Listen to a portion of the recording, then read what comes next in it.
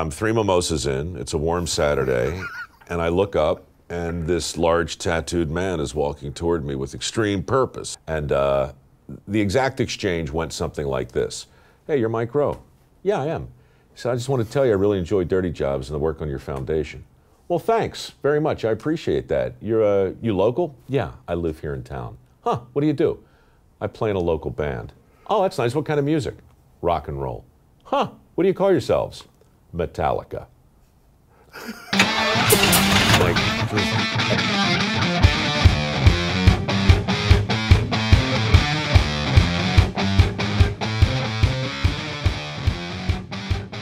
Hey, welcome to your Uncle Joe's Garage, outfitted by California Car Cover. Very special guest today, one of my heroes, Mike Rowe, is with us. Really a hero, Joe? Yes, really. Oh, thank you. Yeah, and that has nothing to do with the parking. Let's point out somebody who comes into the garage wearing a T-shirt for the most famous bearings you could possibly put in an engine, Federal Mogul. Correct. That's a good way to start things out. You know, I had no idea I was going to be sitting here talking with you, but I do embrace the serendipity of my sartorial choices. Thank you. Damn, how about that stuff, huh? Can't script it, really. We're in the garage.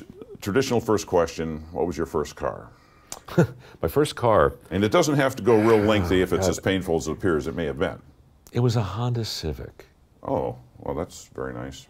It was given to me. Okay. And the reason I kept it was I had a giant wrestler friend in high school who could lift the back of it up. Yes. And we learned this one day when we got a flat tire on 695, and Jeff stood there holding the back of the car in the air as I changed the tire. And the looks on people's faces as we went by. It was so great. Like for the rest of that year, we just drove around pretending to have a flat tire so Jeff could lift up the back. Yeah, it didn't work out with the F-150. No. And besides, probably wasn't the biggest chick magnet you possibly could have had at that It wasn't, but it did attract some big chicks. Ladies and gentlemen, Mike Rowe here in the Uncle Joe's Garage. It was pretty hard to miss that you have some racing in your background as well. Went to the Frank Hawley Drag Racing School myself, which there must be a trophy around here. Gotta be. Well, if I ever get one, I'll put it up there. But you've done some drag racing as well. Yeah, look, I mean, I've done drag racing like I've done, you know, skiing and golfing. I can get down the hill, I can get through the course, but I'm not a driver. But man, I love it. I was in North Carolina for Somebody's Got to Do It, and Roy Hill's driving school. Yep. This guy, classic. I mean, he is every kid's, like, you show up, you're 18 to pick the girl up for the prom, and Roy Hill's like the dad you don't want to see. You don't want to see him, yeah. He's this mix of like a drill sergeant and a psychopath, and he knows everything there is about driving, and he put me through the paces over the course of half a day. And I mean, it's probably no big deal for people who live in the world, but you know, to deal with a trans brake for the first time, to go from 0 to 160, you know, pretty quick. It's a hell of a thing. I mean, it's so fast that you don't have a sense of moving forward. You have a sense that like some giant is cranking the earth and it's moving, you know, at you. Yep. Video game stuff, you know? And you have to keep your mind clear, no other little stories floating through. And I get halfway through, it's like on my third run, I'm seeing this little thing in the road. And Roy was very clear, we walked the road, picked up all the little tiny things. My cameraman put a GoPro right in the center of the road. And so, you know, the front wheels are only this far apart. Yeah. And I'm driving right over it. And it's a heck of a shot, but later Roy's like, yeah, boy, you hit that camera with one of them tires, you're going to do something like that. It's going to be tragic. No kidding. Whoa. You, sir, Dirty Jobs was your initial claim to fame, we'll put it that way. And having grown up in farmland, I identify with many of the things you did, but you never really conveyed the smell. No, you can't. What was the worst smelling? What was the dirtiest job? No, the smell. See, here's the thing about smell that most people don't really think about. All smells are particulate. Yes, that's a good point. You got to let it linger for a minute. You got to really think about the implications of all smells being particulate, because most people just assume it's this ephemeral gas. Yes. Right? It's this weightless thing. No. When you smell, for instance, can I say fart on your show? Sure. When you smell a fart. Oh, that's offensive. You're talking about actual, a thing, a particle getting in your bloodstream and then going into your brain. Yeah. That's, it's not your nose. Your nose is transferring it, which is why it's a heck of a thing to have something that was seconds ago in someone's lower GI tract in your brain. I'm really glad I allowed this to continue. You asked. Did you really think? No, this is the beauty of it. I'm not saying the fart's the worst thing I've smelled. I'm saying that the horror of smells Yes. is the knowledge that it's not just in your nose, it's You're in your getting brain. something caked in there. It's in your blood. When you were in school, and you were obviously in school at some point in time, did you do a lot of writing? Were you obsessed with writing? Because you have become... Go ahead, answer the question first. I was obsessed with being understood. I stuttered badly until I was in the 10th grade. Wow. And I wanted to be understood, and I struggled to do it verbally. So I read a lot, and I wrote a lot. I enjoy writing because it's a puzzle.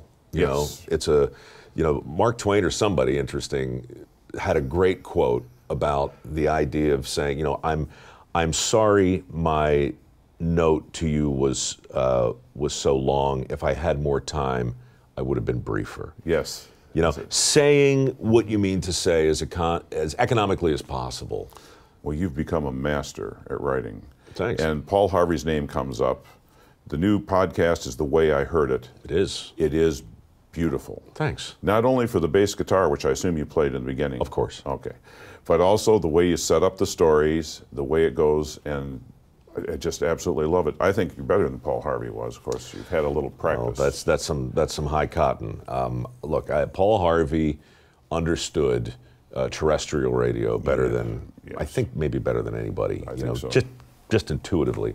But the idea of just taking a very, very simple biography or a moment in history, turning it into a mystery, and telling it, with a little bit of passion and some enthusiasm and fun. I think that's been for sale forever, and I think it still is. That's what we try and do. Well, the podcast, The Way I Heard It, you need to check it out. It's beautiful. Thank you. There's one other thing here, because I know you have to go. James, yes, I'm terribly busy, Joe. How many jobs do you have right now? I got a lot going on, man. You got a lot going on. There's this tall, tattooed guitar player by the names of James Hetfield. Yeah. Which I understand is your neighbor. Is that what that? Apparently. Apparently. Now, we all have situations. We're busy. We're doing things. Not that you're the youngest cat in the room anymore here, but just the same, there's a lot of things going on in your brain. You aren't grabbing everything.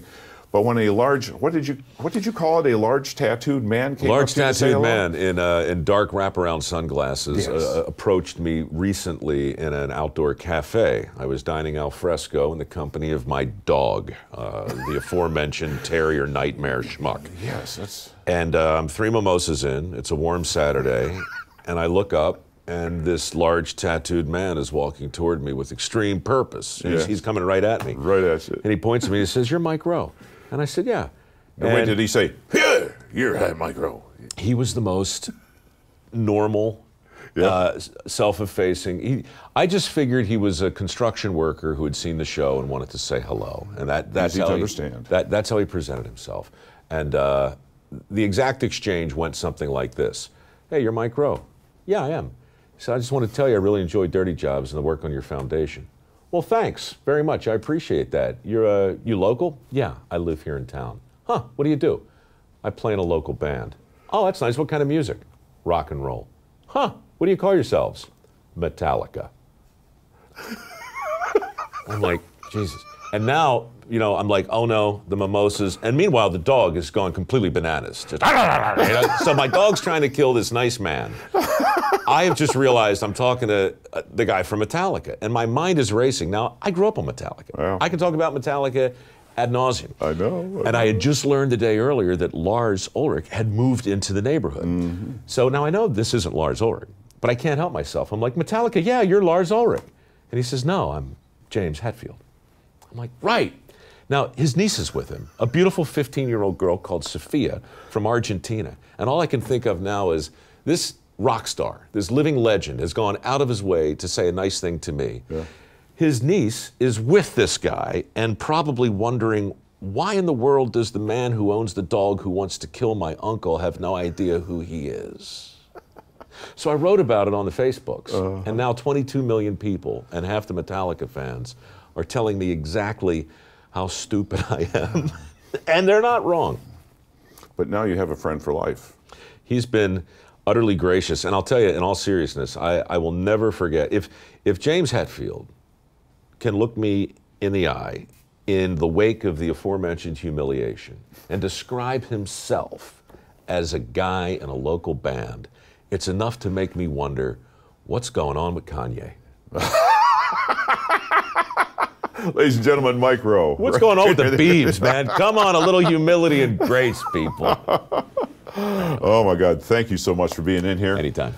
Hey, I know that you, yes you, haven't been in the Uncle Joe's Garage yet, but I got some good news. We have created a mobile version of the Uncle Joe's Garage, thanks to our friends at Mike Thompson RV Superstores. Like they say, don't miss a moment, and don't miss the mobile Uncle Joe's Garage coming to a location near you.